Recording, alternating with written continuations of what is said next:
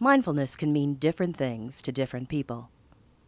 The word mindfulness, in a secular, non-Buddhist context, is understood as the ongoing awareness that arises through paying attention, on purpose, in the present moment, non-judgmentally.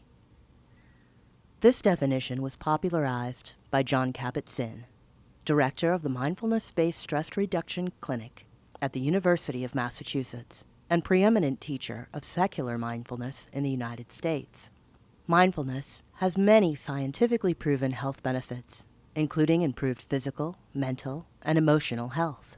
It has become a trend to introduce these types of practices in different contexts, such as school and healthcare facilities.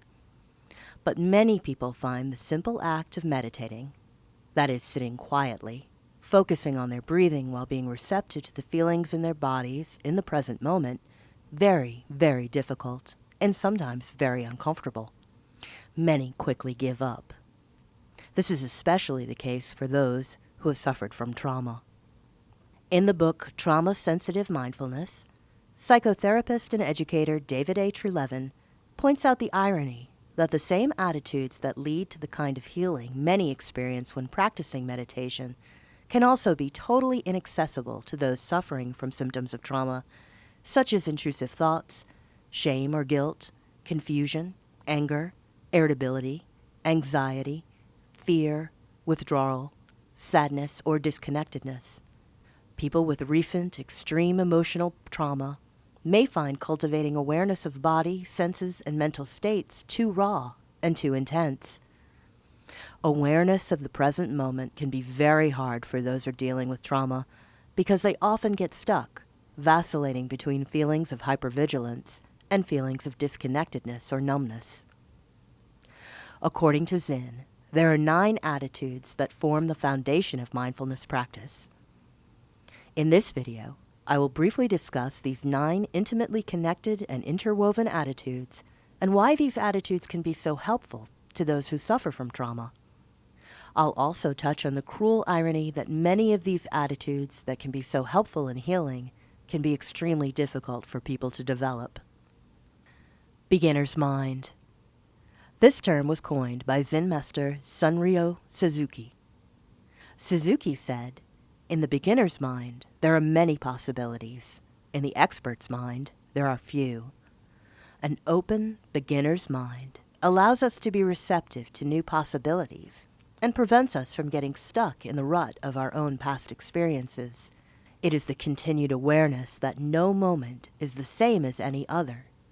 Each one is unique and contains its own possibilities. It's like seeing the world for the first time. Without preconceived opinions, you are freer to engage in the moment.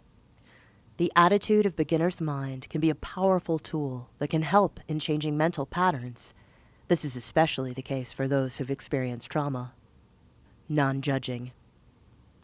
Being an impartial witness to your own experience requires that you become aware of the constant stream of judging and reacting to inner and outer experiences that we normally get caught up in.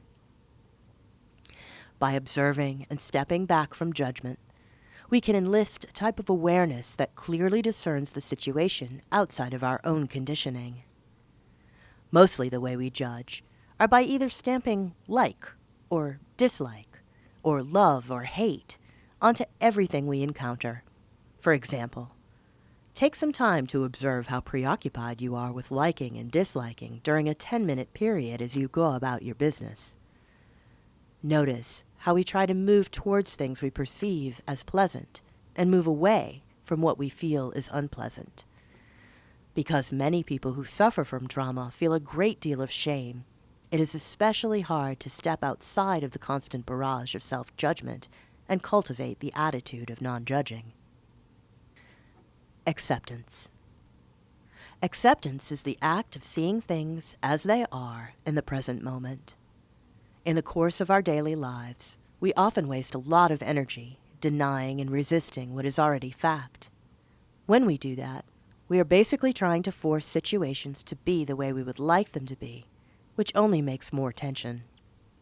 This actually prevents positive change from occurring.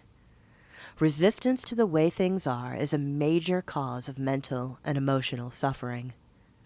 Those who experience trauma can also experience a great deal of denial about the pain they've suffered, becoming disconnected and numb. In the interest of self-preservation, many become hypervigilant in terms of avoiding the power of their emotions, especially as they try to breathe, slow down, and feel these difficult emotions in the present moment. Letting go. When we start paying attention to our inner experience, we rapidly discover there are certain thoughts and feelings and situations that the mind seems to want to hold on to. Similarly, there are thoughts and feelings that we try to get rid of or prevent or protect ourselves from having. Each night when we go to sleep, we experience the feeling of letting go. We let go of everything that's happening in our conscious mind and allow our bodies to rest. In mindfulness practice, this skill is applied to waking situations as well. When we take the attitude of letting go, we let our experience be what it is. Letting go is a way of letting things be without grasping or pushing away. In the case of someone experiencing fear or anxiety, finding the type of relaxation needed to let go in many contexts may be very frustrating.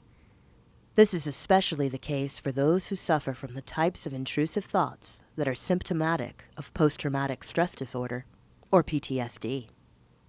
Trust. Developing a basic trust in yourself and your feelings is an integral part of meditation training. It is far better to trust your intuition and your own authority, even if you make some mistakes, than to always look outside of yourself for guidance.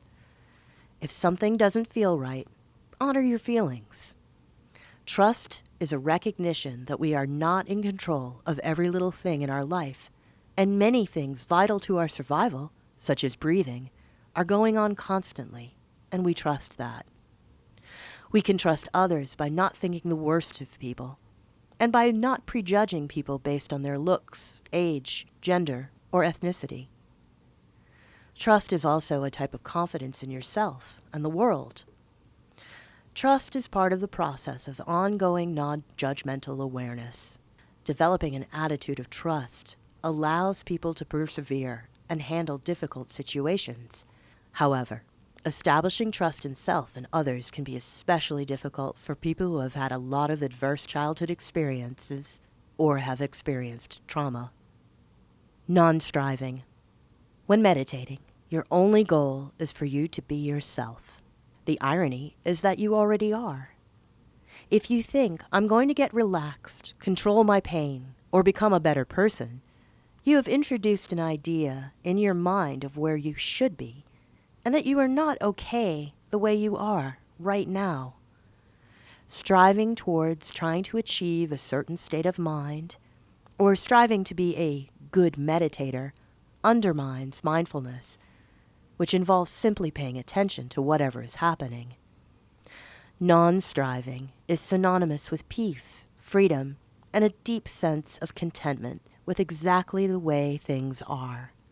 Unfortunately, those who experience trauma often give up on meditation because they perceive themselves as not good at it, cutting themselves off from any potential benefits a mindfulness practice could have. They feel like meditation should be making them calmer, when in fact, it can bring many difficult emotions to the forefront. For people suffering from PTSD, it can have the opposite effect, exacerbating their symptoms, and in some cases, making them feel worse. Patience. Patience is a form of wisdom. It demonstrates that we accept the fact that sometimes things must unfold in their own time. Patience is also keeping calm when things are not going your way, or are going way too slow for you. Patience is actually a major attitude that protects your mind from anger. We intentionally remind ourselves not to be impatient with ourselves because we are tense or agitated or frightened. We give ourselves room to have these experiences. Why? Because we are having them anyway. Patience enables the ability to keep calm under pressure and reminds us to enjoy the small moments of life, because life is made up of a series of small moments that are constantly unfolding. We spend a great deal of our lives either thinking about the future or thinking about the past. This is especially true if you've experienced trauma. It is very important for those experiencing trauma to be patient with themselves. Start small. Sit with their discomfort in very small doses, only when they are ready. Gratitude. Gratitude is a way to protect your mind from constantly looking for and finding the negative in things. To enjoy the present moment with a sense of reverence and humility. By slowing down and bringing gratitude into our present moment, we bring a sense of delight and focus on the positive in life. Even when things are bad, by developing an attitude of gratitude, we become grateful for surviving and learning from difficult events. By practicing gratitude, we learn to appreciate every aspect of our lives. However, telling someone who has experienced trauma that they should feel grateful and learn from their experiences can be very harmful, regardless of good intentions. Generosity. Giving someone your presence is the greatest gift you can give. Being generous recognizes that there is more happiness found in the act of giving than clinging on to things. Generosity embodies a warm heart and a kind attitude. Jon Kabat-Zinn describes mindfulness to also mean heartfulness, an open and generous attitude of being present. Listening to others in a non-judgmental way is a great gift to others and helps build a strong foundation for a healthy relationship. As you can see, introducing mindfulness practice to a classroom can present some real challenges for people who have experienced traumatic events in their lives. This is why it is important to always create a stable and safe environment where meditation is purely a choice and student agency is very high. Mindfulness practices can heal in powerful ways, but the practice should not be entered into without giving full consideration to the possible implications for those with a high incidence of adverse childhood experiences. Before introducing mindfulness, it is best to know when, where, and how to direct any students that are experiencing discomfort to resources such as mental health professionals that can help process difficult feelings in a safe and productive way.